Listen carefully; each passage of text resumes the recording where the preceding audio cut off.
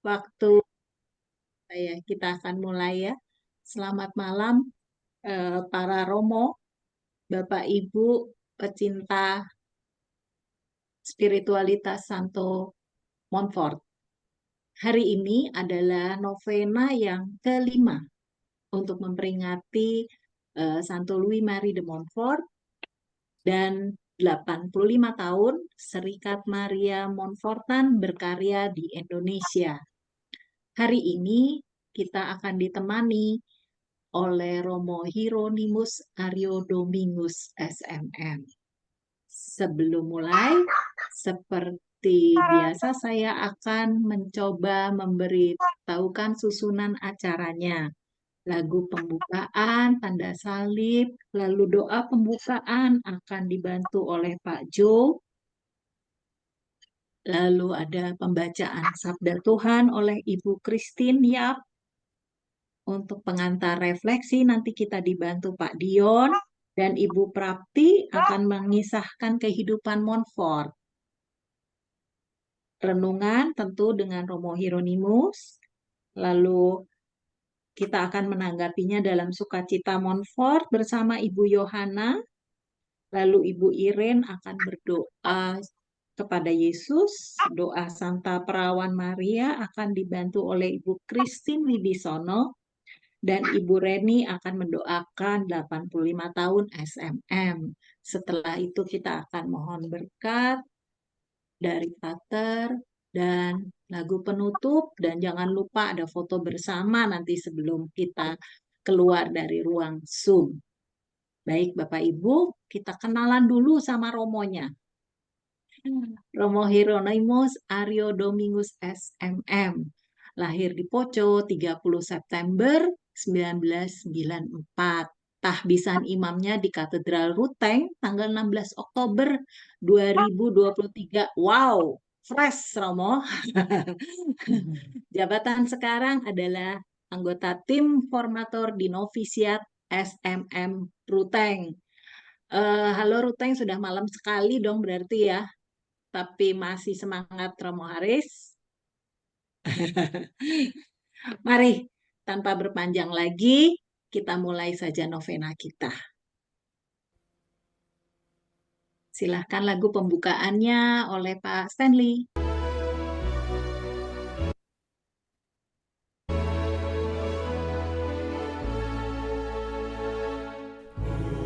Puji dan syukur kehadiran-Mu, berlimpah rahmat Kau berikan pada kami. Puji dan syukur bagi Tuhan yang kuasa, karena besar belas kasih cinta-Mu. Ku serahkan seluruh jiwa ragaku dalam bimbingan-Mu, Perawan Suci Maria, janji taat setia, ikut jejak pendiri. Apimu Santo Louis Marie de Montfort.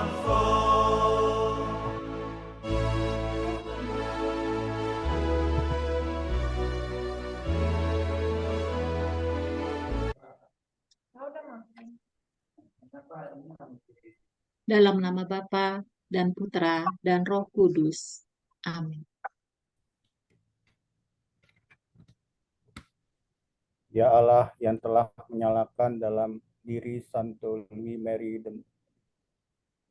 Marie keinginan untuk mewartakan Injil-Mu kepada orang-orang, berilah kami melalui doa-doa mereka yang dipimpin oleh Maria, agar kami tunduk pada Roh-Mu dan menjadi rasul-rasul kerajaan-Mu yang tidak pernah lelah, yang dengan penuh kesungguhan persaudaraan dengarkan jeritan orang-orang miskin melalui Yesus Kristus Tuhan kami. Amin.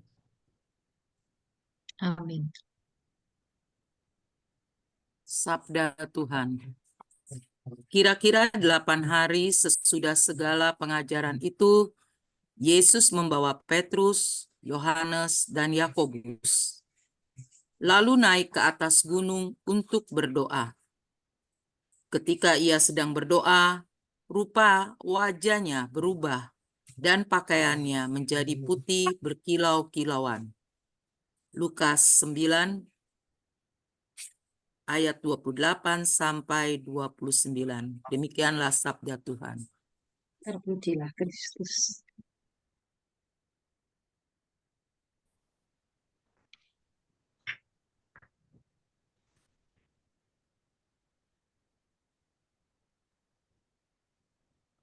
Silakan Pak Dion. Ya, ketika memikirkan Santo Montfort dan terlebih lagi ketika merenungkan kehidupan dan karyanya, ada baiknya untuk mendekati pengalamannya yang mendalam tentang Tuhan. Doa adalah tempat perjumpaan istimewa dengannya, ruang di mana ia menyelesaikan ketidakpastiannya dan saluran yang melaluinya hidup dipenuhi dengan rahmat dan kebijaksanaan.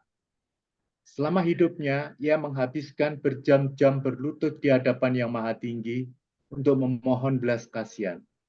Dan di atas segalanya, untuk hadiah yang paling berharga yang ia cari sepanjang hidupnya, kebijaksanaan yang abadi dan berinkarnasi. Hari ini kita berbagi nilai dari doa yang memiliki dasar dalam kata-kata Yesus. Di luar aku, kamu tidak dapat berbuat apa-apa. Oleh karena itu, kita sadar bahwa manusia tidak dapat melakukan apapun tanpa Tuhan. Dan ini dipahami dengan baik oleh Montfort, yang selepas dari kehidupan kerasulannya, selalu menemukan waktu dan ruang untuk masuk ke dalam keintiman dengannya. Mari kita dengarkan kesaksian Louis Marie de Montfort berikut ini. Kisah kehidupan Santo Montfort. Montfort menunggu Uskup Poitiers. Baru saja ditahbiskan sebagai imam dan haus akan misi, ia tiba di Poitiers. Dari sana ia menulis surat ini kepada pembimbing rohaninya, François Lisieux, di mana ia menceritakan pengalamannya dan secara spontan menceritakan tentang tempat doa baginya.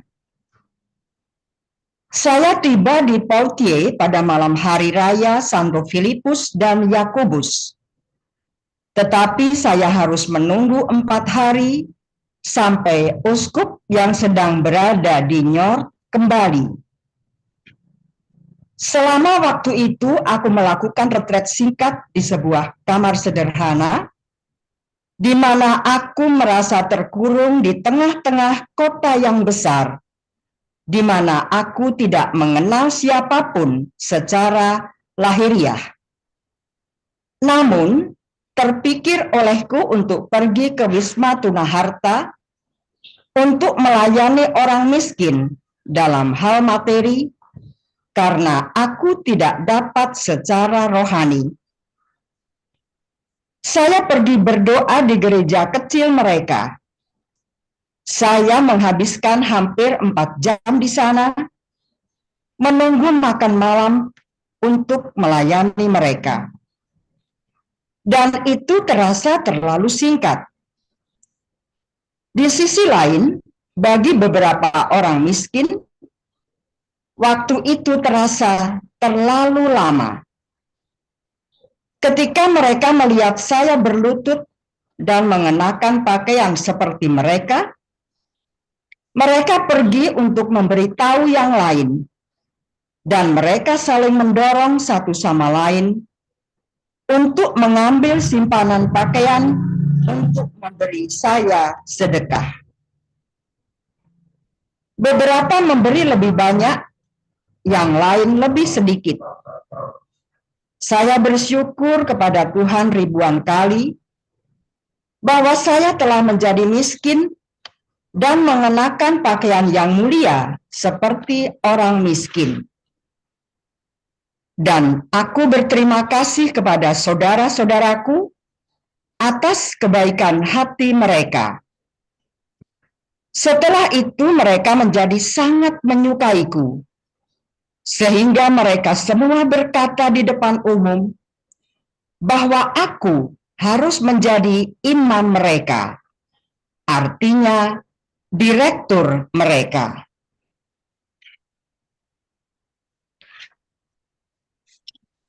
Baik, rekan-rekan sekalian, hari ini kita akan ditemani oleh Romo Hieronymus Ariodomigus untuk lebih mengenal Montfort sebagai tokoh doa kita.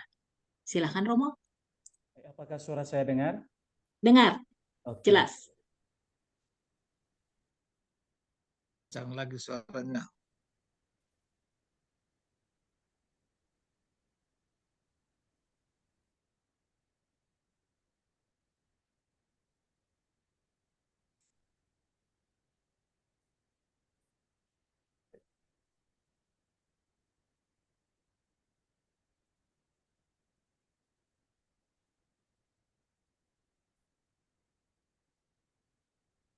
Selamat malam para Romo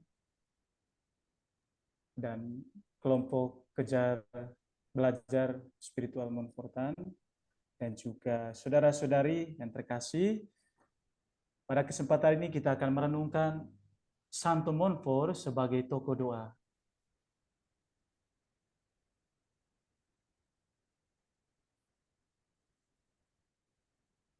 Saudara-saudari, para Romo, kelompok belajar spiritualitas Montfort, pemirsa, dan semua kita yang hadir dalam novena hari kelima Viajum ini, kita bersama-sama merenungkan Santo Montfort sebagai tokoh doa. Nah, gelar tokoh doa ini kita temukan dalam doa litani Santo Montfort. Kebetulan tadi juga saya melihat dan berdoa sejenak untuk menghormati Montfort, sang pencinta hidup doa. Kita bersama-sama melihat sambil merenungkan bagaimana hidup doa Santo Montfort turut mengambil bagian yang sangat penting bagi perkembangan karya misinya. Ini bukan soal berapa banyak Montfort berdoa ya, atau istilahnya waktu yang diperuntukkan Montfort untuk berdoa, tetapi soal mutu dan kualitas hidup doa Montfort yang membuatnya bisa terus berjalan walaupun banyak tantangan dan penderitaan yang dialaminya. Renungan ini saya bagi dalam beberapa poin. Yang pertama, Santo Montfort pencinta hidup doa sejak kecil. Lalu kemudian, bagaimana hidup doa mempengaruhi panggilan imamat Montfort. Lalu ketiga, buah dari kehidupan doa dan keheningannya adalah produktivitas dalam tulisan dan karya. Lalu bagaimana doa itu mempengaruhi Montfort melihat tantangan dan penderitaan itu sesuatu yang bermakna. Lalu kemudian menurut Montfort, doa itu berarti percaya dan berharap akan bantuan Allah, atau dengan kata lain penyelenggaraan ilahi. Lalu kemudian dalam bukunya CKA, Cinta Sang Kebijaksanaan Abadi, Montfort menawarkan kepada kita sarana untuk memperoleh sang kebijaksanaan, yaitu salah satunya itu doa terus-menerus. Baik, saudara-saudariku yang terkasih, kita masuk pada poin yang pertama. Tentu saja, hidup doa seseorang itu, minta maaf, tidak terlepas dari lingkungan keluarga yang sangat taat beriman. Dikatakan bahwa sebagai anak dari orang tua yang sangat beriman, Montfort selalu memberi teladan dalam doa dan iman akan Allah, yang kemudian memupuk Montfort untuk mencintai Allah. Nah, kita melihat salah satu kisah yang menarik menurut saya, demikian dikisahkan. Ia berdoa dengan adik-adiknya di suatu tempat yang terpencil. Kalau ternyata mereka tidak suka, ia akan berkata, terutama terhadap adik kesayangannya Luise, kalau kamu berdoa rosario, kamu akan menjadi cantik sekali.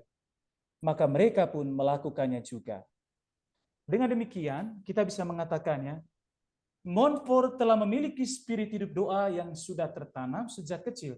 Bukan hanya untuk dirinya sendiri, tetapi juga untuk adik-adiknya. Lalu kemudian dikisahkan bahwa Montfort juga memiliki waktu yang cukup untuk berdoa. Ia berdoa secara teratur dan setelah itu menarik diri ke dalam keheningan. Menarik untuk direfleksikan lebih jauh bahwa Montfort mencintai keheningan yang memungkinkan mutu dan kualitas hidup doanya nampak di kemudian hari. Karena apa? Karena dalam keheningan dan doa, ia dapat menemukan kedalaman relasi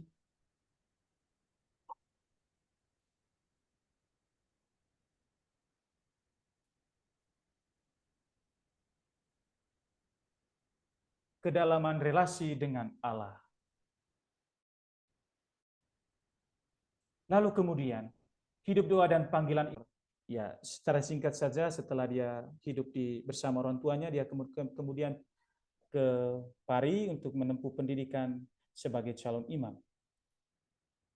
Montfort bisa menjadi imam juga berkat kualitas hidup doanya.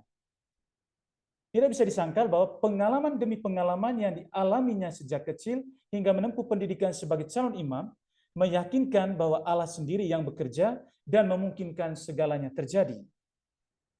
Montfort sangat percaya pada penyelenggaraan ilahi. Kita juga ini sudah kita renungkan dalam tema hari pertama dengan Romo Lukas kemarin itu soal Bapa menyediakan segala sesuatu itu untuk Montfort. Karena ia percaya, ia tidak takut dan untuk berlangkah pun untuk menjadi imam. Terlebih lagi pengalaman kedekatannya secara spiritual rohani dengan Bunda Maria. Dikatakan dalam kisah, Montfort sering meminta nasihat kepada Bunda Maria.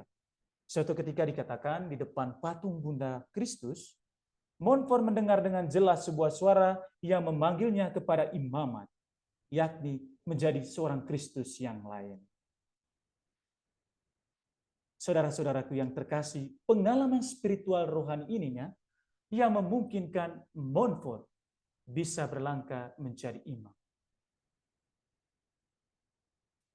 Dia memiliki mutu dan kualitas hidup doa yang sangat mendalam.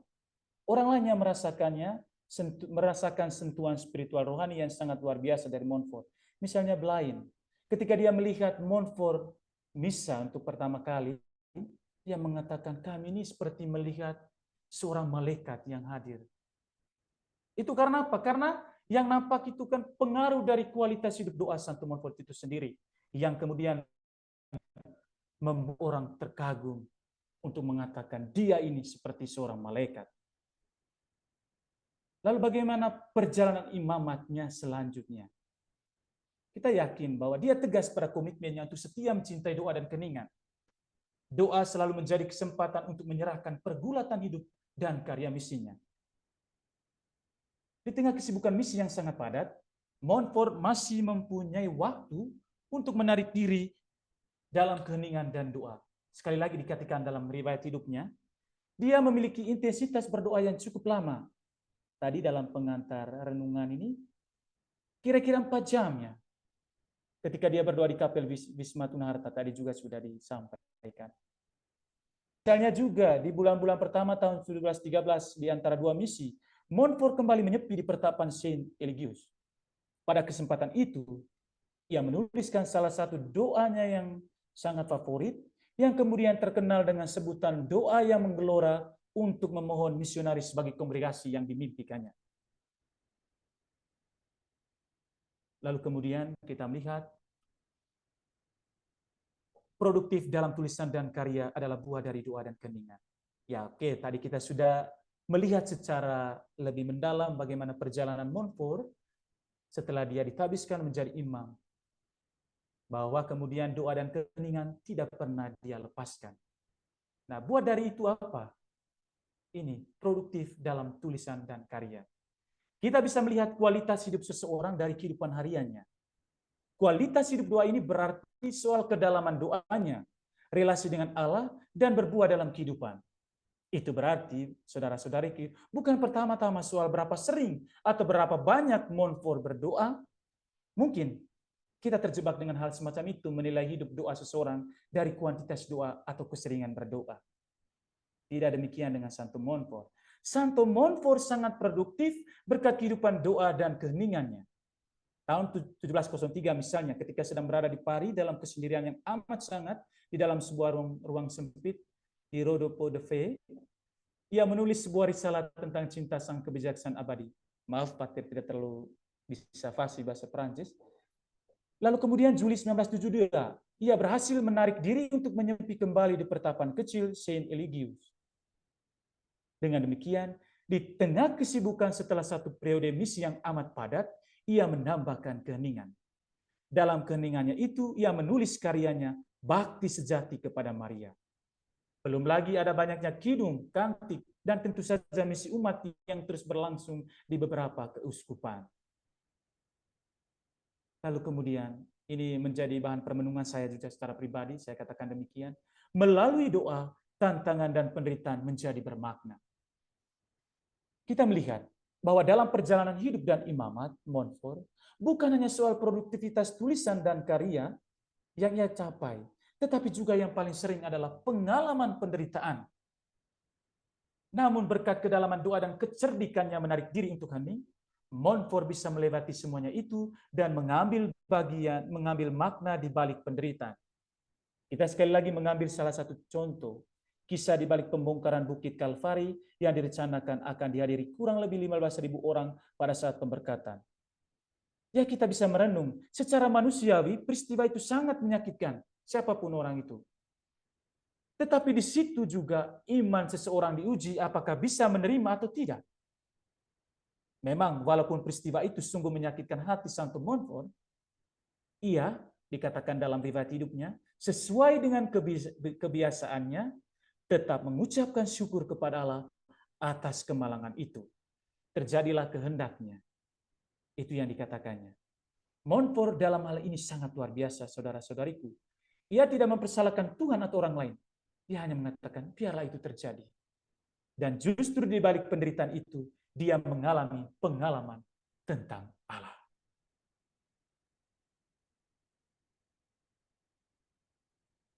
Ini menjadi apa ya istilahnya mengkonfirmasi tentang kisah itu. Ada dua pastor yang memberi kesaksian. Yang satu mengatakan bahwa selama 8 hari itu ia tidak kehilangan ketenangan dan kedamaian batinnya sedetik pun. Saya mengenal Montfort sebagai seorang yang berbuat baik, tetapi kesabaran itu, kepasrahan kepada penyelenggaraan ilahi, ya bahkan ketenangan batin dan kebal guncangan itu yang terbancar dari wajahnya membuat saya memandangnya sebagai orang suci. Demikian juga salah satu pater de Bastière, rekan kerjanya dulu menulis, saya kira saya akan melihat seseorang yang dirundung duka. Saya amat terperanjat ketika saya ternyata malah menemukan seseorang dengan ketenangan batin yang lebih riang dan damai daripada yang saya sendiri miliki. Itu terjadi ketika Montfort menarik diri untuk menyepi dan retret setelah peristiwa pembongkaran Bukit Kalvari. Dan ini komentar orang yang melihatnya. Sangat luar biasa, saudara-saudariku. Lalu berikut kita perlu melihat. Doa apa? Doa berarti percaya dan berharap akan bantuan Allah. Istilah lain tadi itu, percaya pada penyelenggaraan ilahi. Ketika ada persoalan, Montfort selalu menarik diri dalam kesunyian dan menaruh persoalan tersebut seluruhnya kepada Tuhan. Hal itu terbukti misalnya dalam suratnya kepada Pater Lesassier 4 Juli 1702. Ketika terjadi persoalan di Wisna Tunaharta antara Montfort dan seorang bapak. Dikatakan bahwa bapak itu merintangi dan menghina Montfort sampai-sampai para anggota Dewan Pengurus Wisna Tunaharta kehilangan kepercayaan kepada Montfort. Lalu kita merenung, kira-kira apa yang dilakukan Montfort, saudara-saudara itu?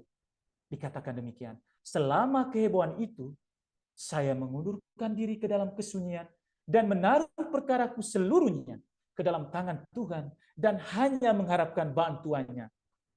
Oleh karena itu saya pergi ke rumah para Yesuit untuk retret 8 hari. Di situ saya dipenuhi dengan kepercayaan besar akan Allah dan bundanya yang suci, yang ternyata memang menangani perkaraku. Saya tidak dikecewakan dalam harapan saya.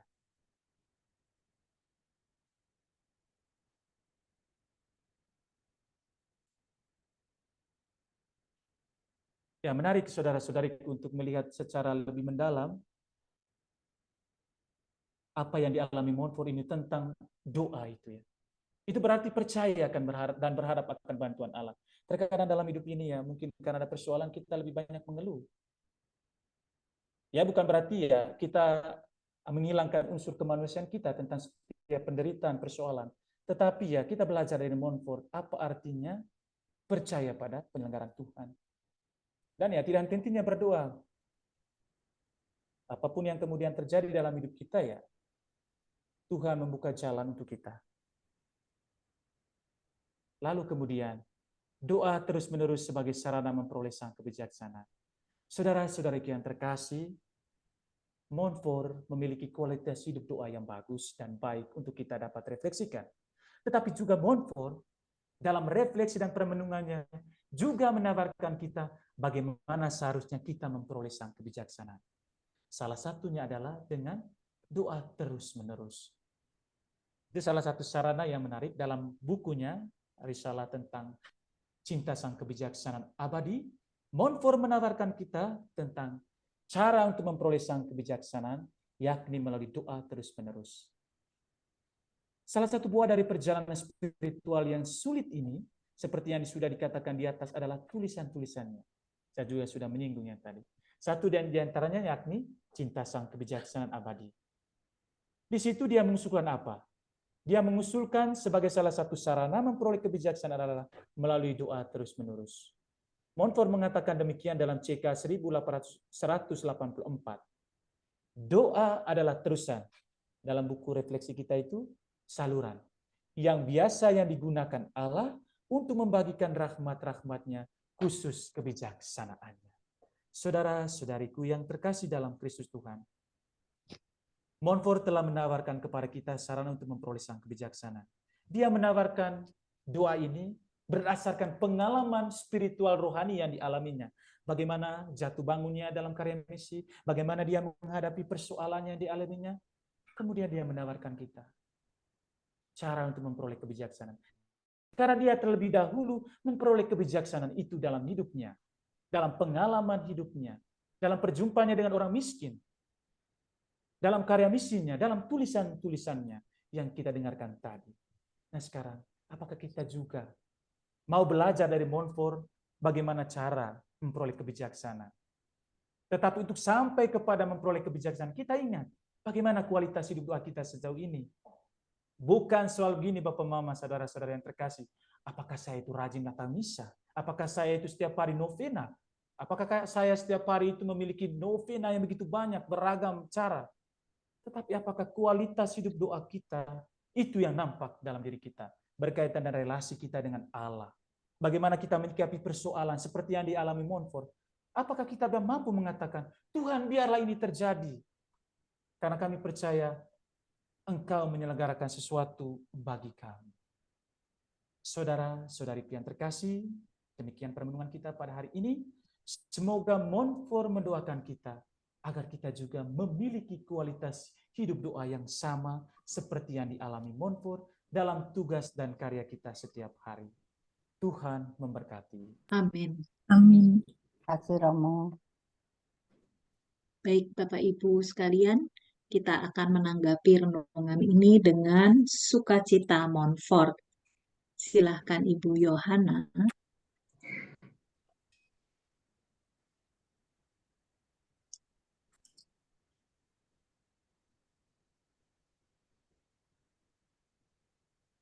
Sukacita Santo Montfort.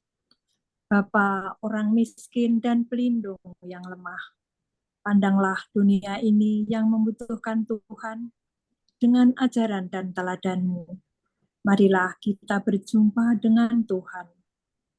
Ya Montfort, berdoalah pada Tuhan bagi kami.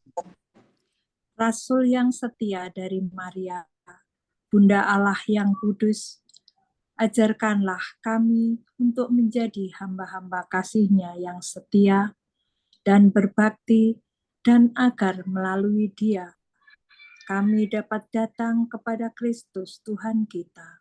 Ya Montfort, berdoalah kepada Tuhan bagi kami.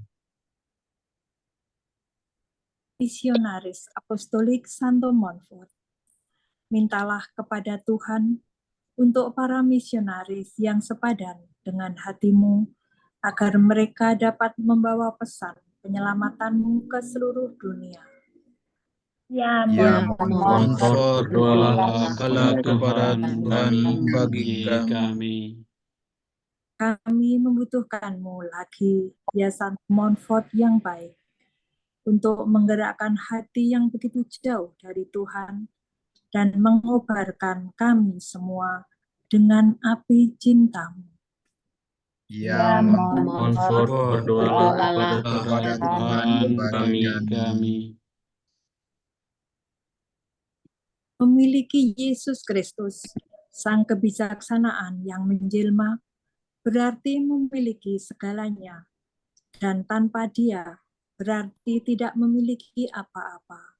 Semoga kami belajar darimu hari ini tentang ilmu cinta ini. Ya, Montfort, berdoalah bagi kami. Engkau sering dijumpai berlutut di depan altar, mengajarkan kami untuk sangat mencintai Yesus dalam sakramen Maha Kudus, agar dengan salib dan rosario kami dapat mengalahkan segala dosa. Ya, Montfort, berdoalah Berdoalah Tuhan bagi kami. Pembaptisan dengan Maria akan kami jalani setiap hari, dan kami akan menjadi saksi-saksi putranya dalam hidup kami. Tidak ada yang lebih baik dari Bunda Maria untuk menjadi pembimbing kami. Ya, Montfort, berdoalah kepada Tuhan bagi kami. Ajarlah kami untuk mencintai gereja dan bekerja dengan penuh semangat untuk memperluas kerajaan Allah bersama Maria. Bersama Maria kami akan pergi dengan selamat bertemu dengan Tuhan. Ya, Montfort, berdoalah kepada Tuhan bagi kami. Kami anak-anak-Mu hari ini memohon kepadamu, ya Bapa Montfort yang baik, agar Engkau menjaga gereja kami, yang Engkau cintai dengan penuh semangat. Dan semoga gereja selalu menjadi jalan keselamatan di dunia. Ya, Montfort, berdoalah kepada Tuhan bagi kami. Doa kepada Yesus Kristus. Ya Yesus yang hidup dan memerintah di dalam Maria, datanglah untuk hidup dan memerintah di dalam kami, hamba-hamba-Mu, dengan semangat kekudusan-Mu, dengan kepenuhan karunia-karunia-Mu, dengan kesempurnaan jalan-Mu, dengan realitas kebajikan-Mu, dengan semua misteri-Mu. Kuasailah kami dari segala kuasa musuh, melalui Roh Kudus-Mu, demi kemuliaan Allah Bapa. Amin. Doa kepada Santa Perawan Maria. Aku memilih Engkau hari ini ya Maria, di hadapan seluruh istana surgawi, sebagai Bunda dan Ratu.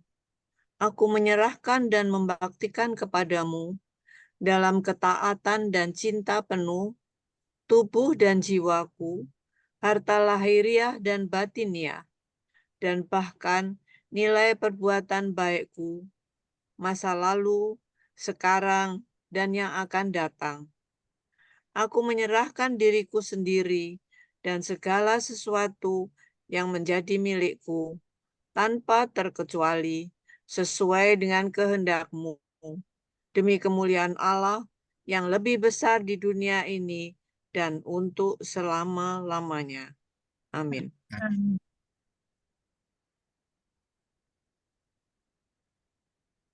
Doa untuk 85 tahun kehadiran SMM di Indonesia. Ya Allah Bapa kami bersyukur kepadamu karena 85 tahun yang lalu Engkau telah mengutus para misionaris Montfortan untuk memulai misi di bumi Nusantara ini. Kami bersyukur atas karisma Montfortan yang menggerakkan mereka untuk meninggalkan tanah airnya dan menjadi misionaris di tanah air kami. Buah-buah misi telah kami lihat dan kami rasakan. Kami mohon semoga dengan bantuan rahmat-Mu dan menurut teladan Santo Montfort, kami dapat melanjutkan misi ini dengan ditopang oleh keberanian, kesetiaan, dan kreativitas. Buatlah kami makin siap sedia dan berani mengambil resiko demi Engkau dan umat manusia. Semoga kami selalu menemukan cara-cara baru dan kreatif dalam merasul di tengah aneka macam situasi yang kami hadapi, sambil tetap setia kepada Engkau, gereja, karisma pendiri, dan seruan orang-orang dewasa ini. Doa ini kami haturkan kepadamu Bapa dengan perantaraan Putramu Yesus Kristus, yang hidup bersama Engkau dalam persekutuan dengan Roh Kudus, kini dan sepanjang masa. Amin. Maria, Ratu para Rasul, Doakanlah kami. Santo Louis Marie de Montfort, Doakanlah kami. Beata Marie Louis dari Yesus, Doakanlah kami. Bapak Ibu, sebelum kita menerima berkat penutup, beberapa hal akan saya sampaikan. Yang pertama, kita telah menyelesaikan hari kelima novena ini dengan tema Montfort sebagai tokoh doa. Semoga kita juga dapat meneladaninya dengan mengambil waktu hening yang teratur, setia, berkualitas. Dalam doa-doa kita akan menambah kedalaman relasi kita dengan Tuhan, dan melalui doa tersebut tantangan dan penderitaan kita menjadi lebih bermakna. Dan tentu saja doa-doa itu mengantar kita untuk memperoleh kebijaksanaan. Semoga nanti di novena hari ke-6 besok yang akan ditemani oleh Romo Melchior Jelalu akan memperkuat kita dengan tema Montfort Pengkhotbah Rosario. Karena kita pencinta Bunda Maria, pencinta doa Rosari juga, besok kita akan mendengarkan tema di novena yang ke-6.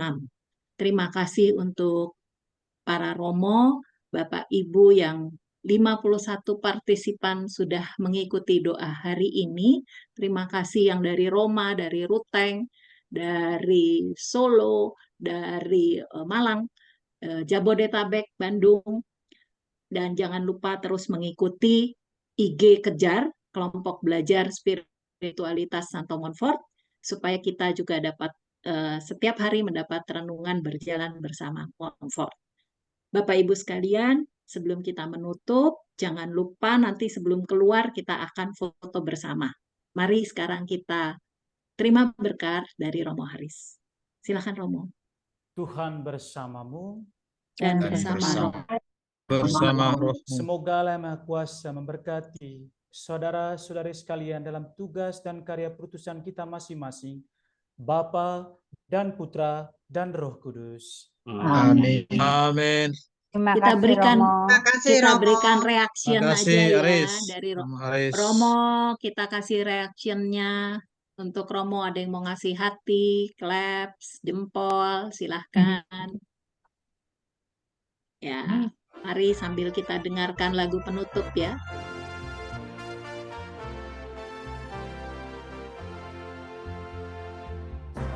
Jangan takut, kawanan kecil. Kawanan kecil, aku memilihkanmu. Jangan takut,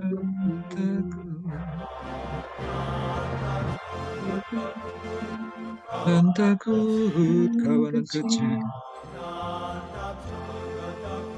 Takut kawan kecil memilih kamu, karena Bapa telah berkenan memberikan kerajaan-Nya. Jangan takut, jangan takut.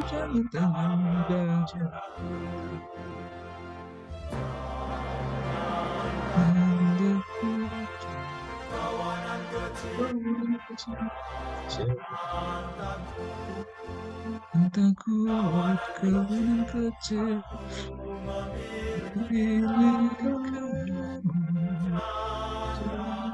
Jangan takut. Terima kasih. Kita buka kamera kita. Mari Pak Stanley, kita foto bersama. Bapak Ibu yang terkasih, kita berfoto dulu. Ya, ini ada 2 halaman. Mohon agar senyumnya ditahan. Masih ada waktu kalau mau minum dulu. Supaya tidak kering. Oke, baik. Ini halaman Gigi kami kering, Pak. Mohon untuk senyum. 1, 2, 3. Oke, izin saya save dulu untuk halaman yang pertama. Oke, untuk halaman yang kedua. Tetap senyum. 1, 2, 3. Baik, terima kasih. Tuhan Minggu Yesus. depan kayaknya Romo Fidel boleh nyanyi nih kayaknya. Ya nih, Romo-Romo merdu-merdu suaranya. Terima kasih, terima kasih. Jadi besok Romo Melki yang pandu kita bernyanyi. Romo Melki besok yang nyanyi. Ditunggu. Doa penutup. Pater Melki nyanyi ya. Harus itu. Harus itu. Mantap, Nanti mantap. kita tunggu. Terima kasih. Sampai ketemu besok ya. Romo Haris. Terima kasih semuanya. Sampai kasih Romo Haris dan semuanya. Mohon pamit. Selamat malam. Selamat malam. Pamit. Pak Roy, selamat malam. Malam. Malam. Pak Roy ini hadir. Ya, malam. Wakili Saya Jawa tutup. Timur. Terima kasih. Selamat malam. Selamat malam, Tia Oni. Ya.